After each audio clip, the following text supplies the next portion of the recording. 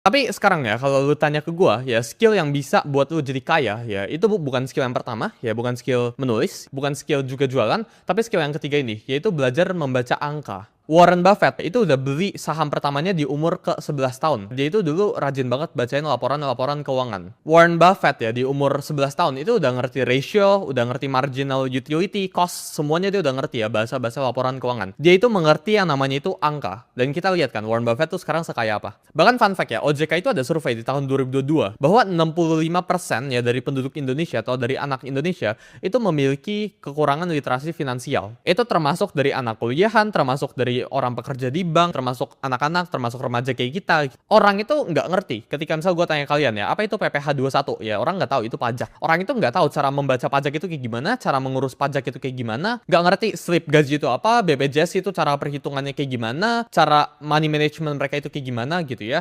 Sebelum kalian skip di sini ya, membaca angka itu bukan berarti kan harus jago matematika. Ini bukan tentang matematika akademis. Ini bukan kayak integral ya, aljabar gitu ya. Ini bukan tentang itu. Ini tentang kalian membaca angka. Yang lu butuh itu literasi kapital aplikatif. Maksudnya kayak gimana? Ini decision ya, ketika lu baca sebuah angka, lu bisa ngambil decision atas hal itu. Contohnya, itu negosiasi gaji ya. Orang yang nggak bisa membaca angka, itu bakalan kesulitan hidupnya. Kita ngomong, misal kalian ditawarin gaji misal 5 juta. Kalau lu nggak ngerti baca angka, yang lu lakuin apa? Oh 5 juta itu udah besar, berarti gue tinggal terima aja. Gue langsung terima gitu. Tapi yang seharusnya lu bisa lakuin apa kalau lu bisa baca angka?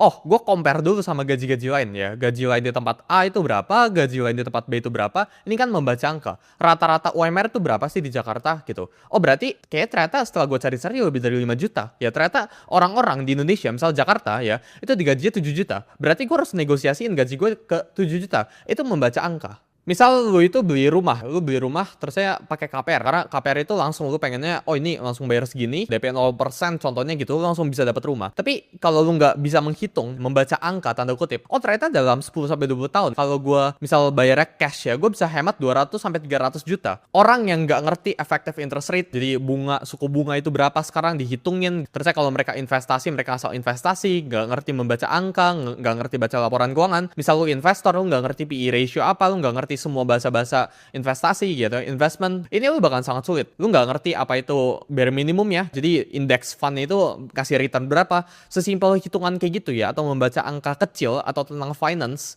lu harus belajar mulai dari sekarang. Gue paham ya, yang nonton ini nggak bakal jadi investor. Kalian tuh nggak bakal jadi investor atau trader. Tapi semua orang itu harus ngerti yang namanya itu literasi keuangan. Jadi skill pertama sama skill kedua yang gue tadi sebut, itu menjual sama belajar buat menulis. Ini skill buat kalian cari duit. Tapi skill yang ketiga, ini buat kalian mempertahankan uang kalian. Lu bisa aja ya dapat uang ratusan juta, ya miliaran bahkan dari skill